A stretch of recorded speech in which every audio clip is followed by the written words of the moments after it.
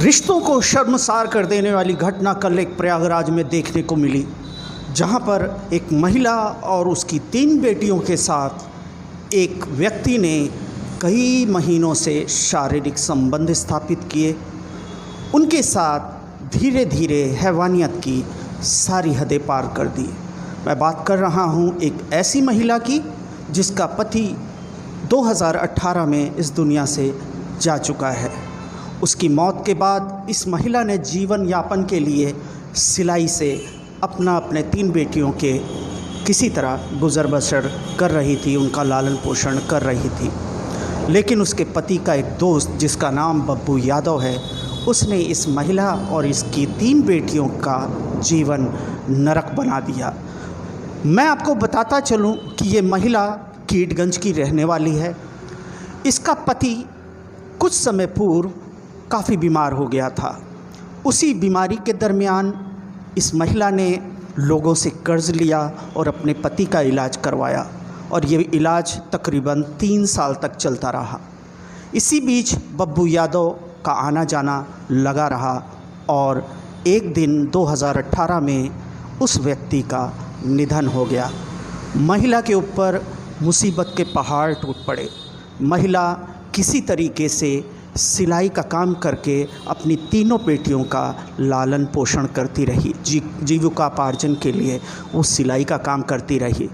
लेकिन 2019 में लॉकडाउन के बाद जब सारी कमाई बंद हो गई तो कर्जदारों ने उस महिला को सताना शुरू किया, अपना पैसा मांगने लगे। बब्बन चूँकि महिला के पति का मित्र था, शुरू में आना जाना रहा, लेकिन ऐसी मुसीबत को जब उसने देखा तो उसके मन में कुछ लालच आया। और वो लालच क्या थी वो तो बाद में पता चला, लेकिन महिला चूँकि मुसीबत में थी, उसने बब्बन यादव पे भरोसा किया और बब्बन यादव के कहने पे कीटगंज का मकान छोड़कर नैनी चली गई। ये कह के बब्बन यादव ले गया कि आप यहाँ पर रह रही हैं, कर्जदार आपको परेशान कर रहे हैं, आप हमारे साथ नैनी चलिए, वहाँ एक मकान दिला देते हैं, वहीं पे रहिए, मैं आपको एक लोन करा दूँगा, सारा कर्ज़ा अदा कर दीजिएगा, उसके बाद वापस कीटगंज आ जाइएगा। महिला के पास कोई दूसरा रास्ता नहीं था, क्योंकि उसके पास 3 बेटियां थीं, उनका भविष्य था।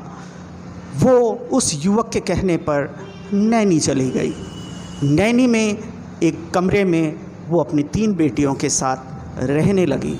इसी बीच बब्बन यादव ने कुछ पैसे देकर उसको सिलाई मशीन और सिलाई से संबंधित जो भी सामान था दिलाया, और ये कहते हुए कि अब तुम अपना लालन पोषण करो, धीरे धीरे सब कुछ ठीक हो जाएगा। लेकिन इसी बीच बब्बन यादव की नीयत साफ सामने आ गई। वो धीरे धीरे आते आते रात भी रुकने लगा, और एक दिन मौके का फ़ायदा उठाकर उसने उस महिला की असमत लूट ली। और उसके बाद ये सिलसिला शुरू हुआ तो थमने का नाम नहीं लिया। मजबूरी इंसान से क्या नहीं करवाती। शुरू में महिला थोड़ा सा विरोध की, लेकिन उसके बाद बेटियों का फ्यूचर और उनका मुस्तकबिल को देखते हुए उसने इसको अपनी किस्मत समझकर इसको स्वीकार कर लिया। लेकिन बात यही नहीं रुकी। बब्बन दुबे ने सबसे पहले महिला की 20 साल की बेटी के साथ शारीरिक संबंध बनाए।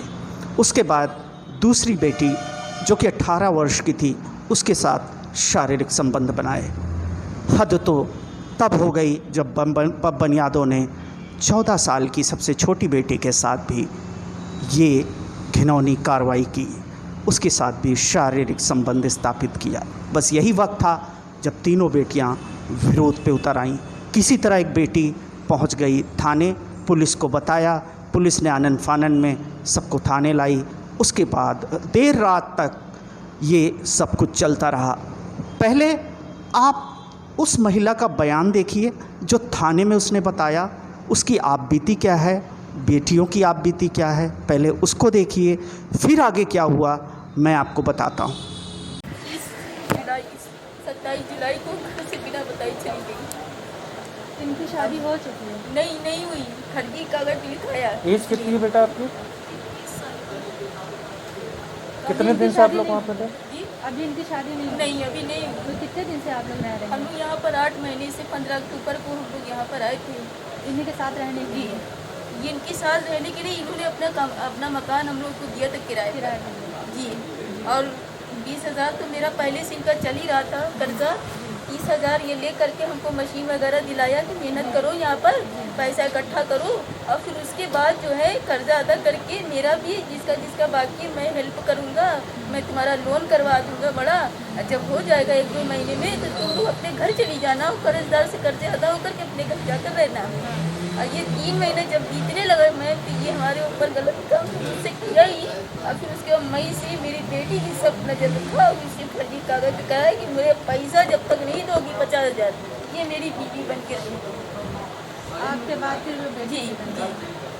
और भी कोई फिर उसके बाद 3 महीने बाद ये बच्ची के साथ गलत करने की कोशिश कर रहा था, कह रहा था कि ये बेकार हो चुकी है, अब मुझे उससे शादी करना है।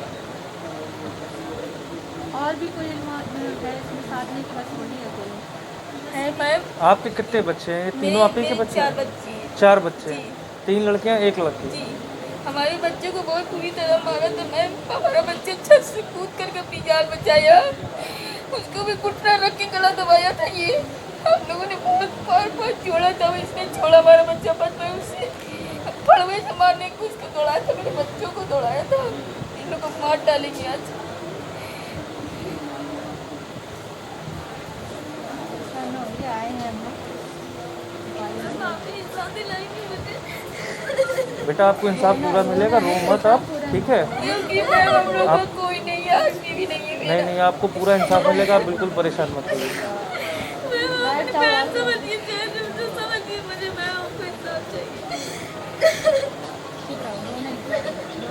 आप रो नहीं बेटा, आपके साथ पूरा इंसाफ किया जाएगा। बीती रात को जब ये महिला अपने बच्चों के साथ थाने पे थी तो महिला के जानने वाले कुछ लोग भी पहुंच गए थे एवं मीडिया के भी काफ़ी लोग पहुंच गए थे और इसी बीच मानवाधिकार टीम भी वहां पहुंच गई।